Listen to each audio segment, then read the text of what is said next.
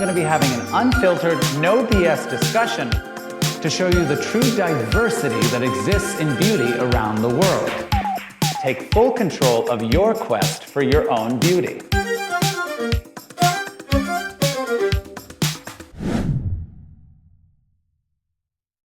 Welcome back to Uncensored Beauty. In today's episode, we're going to be talking about the price of perfection and the socioeconomic components that come with the quest for beauty.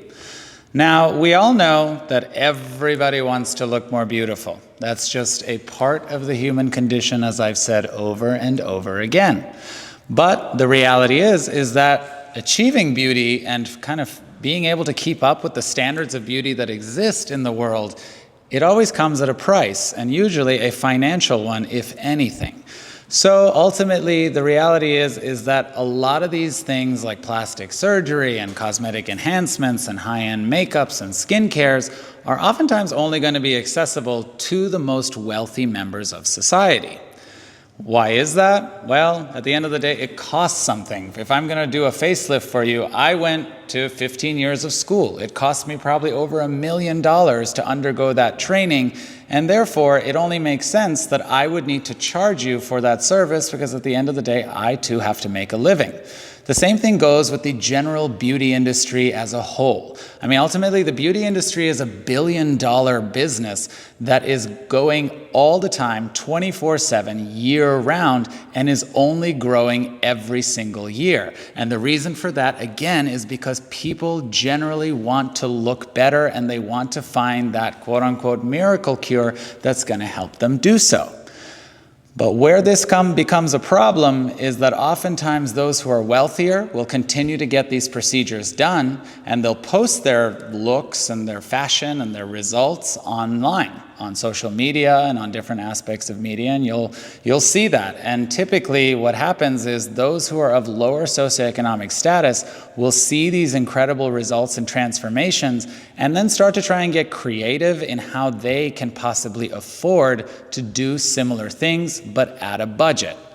I'm not saying that people who don't have the means should not be seeking any way to make themselves look better, but you have to be aware that with this quest for beauty, especially in the lower socioeconomic groups, there are going to be bad actors that are going to try and capitalize on this desire through things such as scams and false advertising.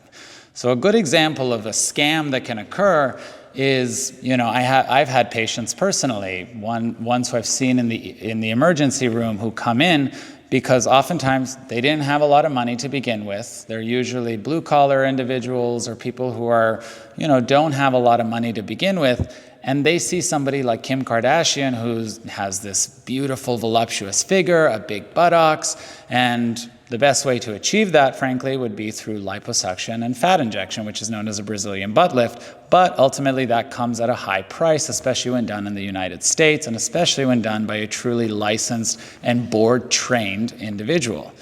So what people will do, and this is one example, is I've had people who go actually to other countries, such as Mexico or anywhere else in South America or across the border, and they will go get injections done by people who are not certified and people who are not being totally transparent about what they're injecting. And it turns out very often what people are getting injected is actually free silicone. So what is free silicone? It's basically the gel that fills a breast implant. So if you've ever seen a breast implant, you know it kind of has that like jelly, gummy feel to it to mimic a natural breast. Well, that's what silicone is ultimately that silicone gel on the inside is what allows it to give that kind of natural body type feel. The danger, though, is if you inject silicone without that shell that an implant typically has, it really can wreak significant havoc on the body. And in the case of this woman, she went to a place in Tijuana, which she thought she was getting a fantastic deal for a discount BBL, but turns out there was no fat injection involved. What they were actually doing was taking free silicone, calling it medical grade, and injecting that into the buttocks to give it a fuller, plumper look. Now, for the first few hours, yeah, it looked great. Her buttocks was fuller, round, plump, but within 24 hours, what ended up happening was, as expected, this free silicone started moving around. It wasn't properly sterilized, so certain areas started to get infected, and it started to form basically an inflammatory bomb inside of this woman's buttocks tissue. As a result, they then typically end up in the emergency room somewhere here in the US, where now they have this kind of catastrophic inflammatory reaction ongoing in their tissues that is just causing more and more destruction every day, to the point where the silicone actually will bubble up out of the skin. It will create these divots, it'll create these red lumps, and the only way to treat it, unfortunately, is to go directly over where that silicone was placed, make a cut, and basically scoop out and clean out whatever silicone is there. So as you can imagine, once all of this is said and done, even if you're able to get all the silicone, you're looking at a buttocks that is no longer voluptuous and smooth, but literally now a scarred, disastrous crater zone where there are all these divots, and it can lead to chronic pain and problems that people have to deal with for the rest of their lives, all just because they wanted to get that celebrity body at a highly discounted rate. Now, this is where you really have to be careful, because like I said, there are people who are going to be capitalizing on the fact that they know that people who can't afford it still want to do these procedures. But at the end of the day, if they're going to do it for you at such a low rate, you also have to think about the fact that this is a business. How are they going to be offering you a $1,000 BBL when the cost in and of itself of having a standard BBL with a plastic surgeon, getting rid of the surgeon's fee in general, just the anesthesia, just the supplies and materials, can cost several $1,000s on its own. So how is it that it makes sense that somebody can actually be offering you something for $1,000? Well, they're cutting corners. They are completely just disregarding the Hippocratic oath that we take as physicians to do no harm, and they are deciding to put profit over safety.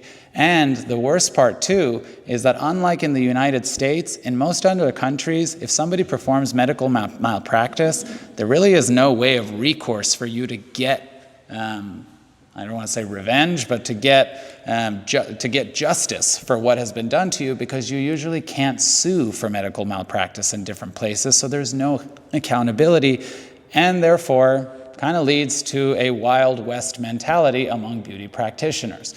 So that is something really crucial to keep in mind. At the end of the day, if you see a cosmetic surgery or a procedure that is promising you surgical results, but the price seems ridiculously low, especially when compared to the consultations you've had with licensed practitioners in the US, there is a reason for that, and most likely outcome for you is going to be a catastrophic result. So that is something you have to keep in mind when you're looking at different cosmetic procedures. Now, on the other end of it too, which I think is important to highlight as far as socioeconomic components of beauty, of the quest for beauty, is also to look at the kind of the ethnic component that exists, the ethnic stratification that exists, and the ethnic divide that exists in plastic surgery.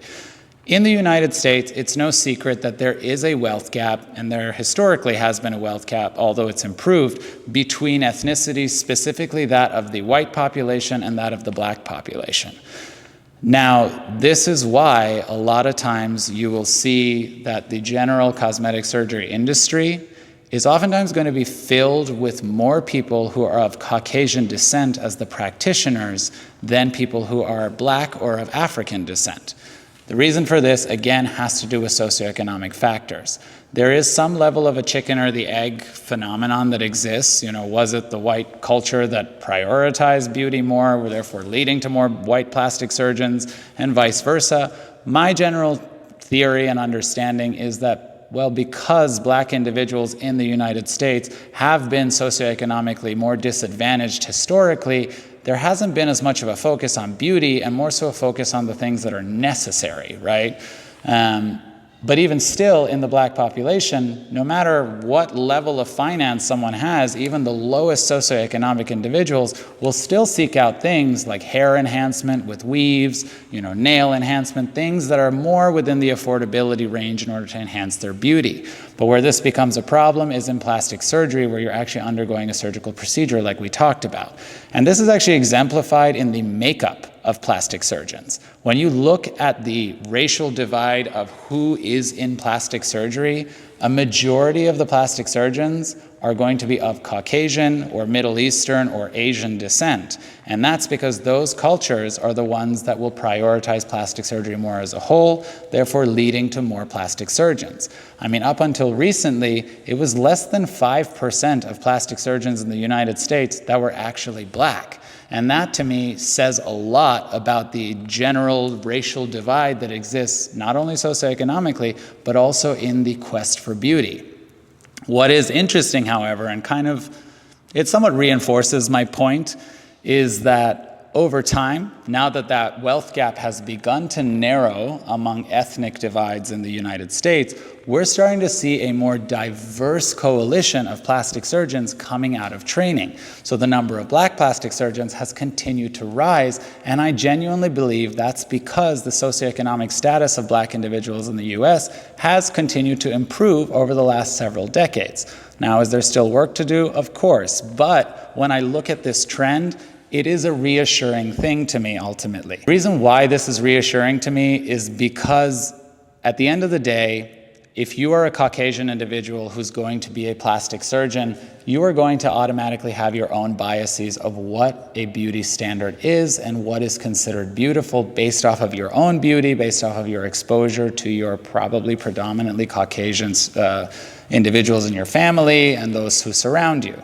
So in order to treat those who are of a different ethnicity, specifically like black and African ethnicities, which is kind of on the opposite end of the spectrum when it comes to the standards that may exist for them, you may not be able to see what is beautiful in the same way as somebody who comes from that culture. You also see this oftentimes in Asian cultures. I mean, if you ask a lot of people who are South Korean or Chinese or Japanese, a lot of these individuals will actually prefer to go to a surgeon who is of their same racial background. And I, for example, I'm Persian, I'm Iranian. It's the same thing with my ethnicity. I do notice within my family, within friends, within patients, a lot of patients would prefer to go to a surgeon who actually is of the ethnicity they are from, because there is a sense of comfort in understanding that, this person probably has a better idea of what's going to go with my face rather than the person who is not of my ethnic descent.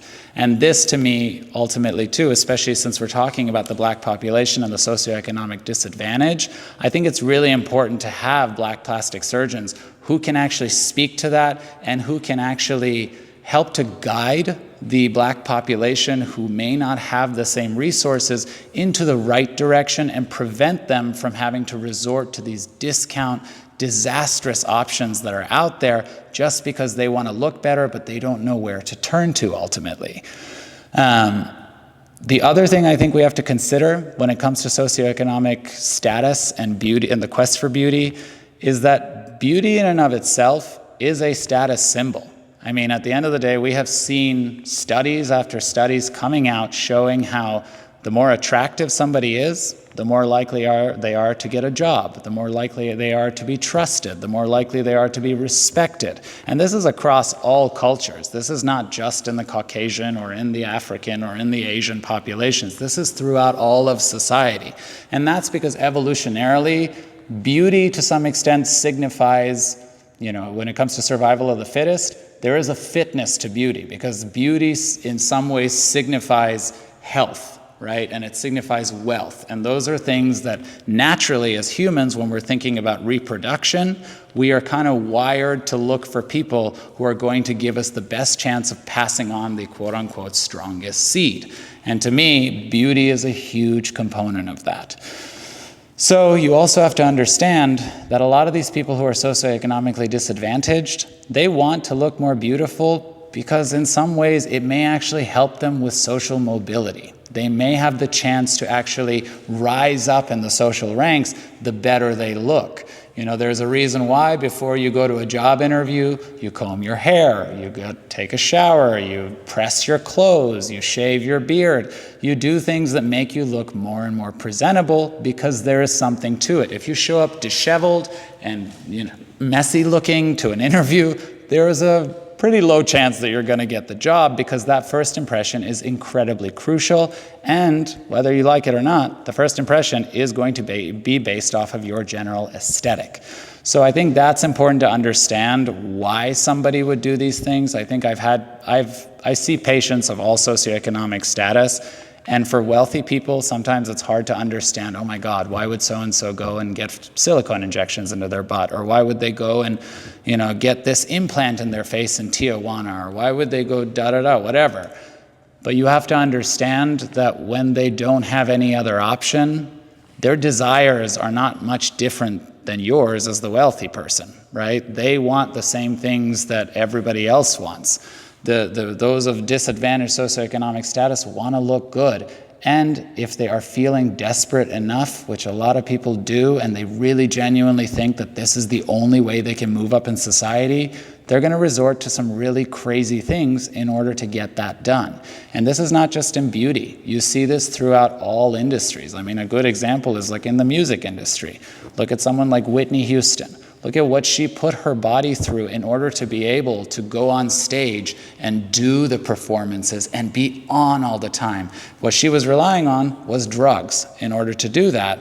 And in some ways, it makes sense, because what we were asking of her as a society was to go out on stage every night, give us everything she had, full energy for thousands of people, and love it and be amazing all the time. Well, as people, we know that that's not real. We can't be happy and joyous and incredible 24/7. So that's why a lot of these stars will resort to substances to get them to be able to perform.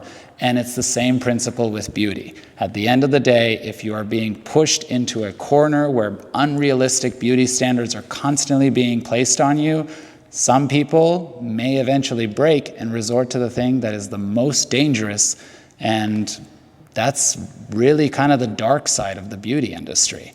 So my biggest piece of advice when it comes to this general segment and how I can kind of round it out for you, is always do your homework when it comes to any cosmetic procedure. And I'm not just talking about plastic surgery. Even if you're talking about tattooing your eyebrows, even if it's something as simple as eyelash extensions or a pedicure, make sure that you're going somewhere that is going to respect the health codes, that they're going to be making sure that they are keeping your health at the center of their practices.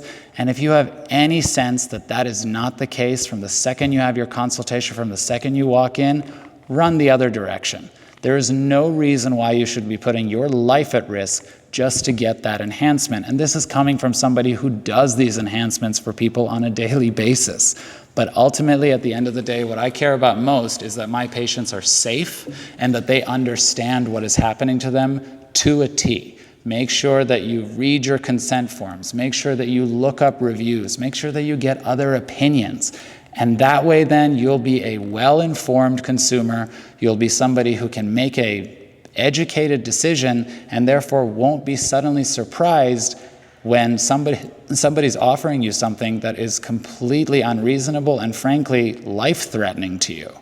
So at the end of the day, do your homework, be smart about it, and if you can't afford doing the bigger surgery, maybe opt for something that's not as expensive. And if you want to learn more about it, talk to a plastic surgeon, talk to a dermatologist, see what those options are. But don't just fall for the Groupon discount, because this isn't just some random massage you're getting. This is something that is going to alter your body, and a Groupon discount is often going to result in a discounted result.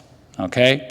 So now we're going to go ahead and move on to our Glam Gas segment, where I'll be looking at a story that is crazy and wild in the beauty industry from around the world. Welcome back to Glam Gasp. Today's story is going to be coming out of South Korea.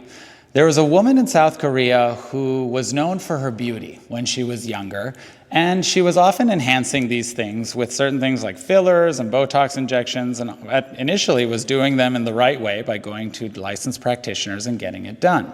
But the problem was, as she started to age, she started to realize that a lot of these procedures weren't going to be giving her the result she was looking for, which was for her to be frozen in time in her early 20s, which frankly is not possible even with the best plastic surgery.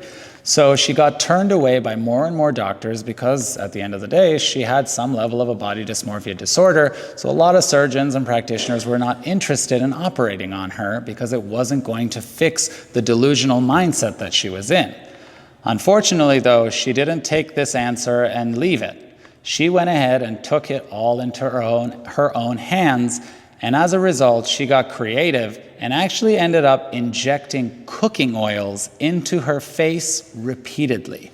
I'm talking olive oil, seed oils, sesame oil, coconut oils, to the point where she actually didn't even know what the oils were, and she was trying different mixtures of these oils to try and somehow thwart the system and make herself look better. Well, as you can imagine, the result was not what she was looking for.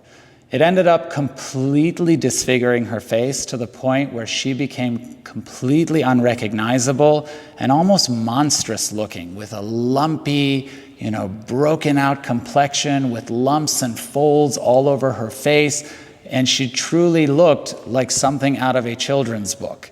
And so that tells you that because of her quest for beauty, she ended up actually destroying every semblance of beauty she had.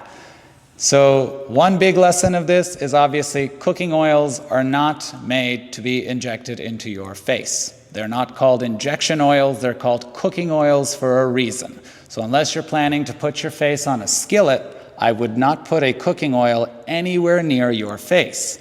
This is a takeaway that I want you to have from this, and it's an incredibly sad story, but this is where ultimately these DIY hacks where you're going to be injecting stuff into yourself without a licensed practitioner around are almost always going to end up catastrophically and are so not worth it. So please, if you do want something done to your face or to your body, consult a licensed professional, and preferably somebody who is trained by the Board of American Plastic Surgery, because at the end of the day, if it's discounted, it's going to give you a discount result. I'm Dr. Sean. Thank you for tuning in to Uncensored Beauty. If you enjoyed this episode, please go ahead and smash the subscribe button below, and I will see you next time.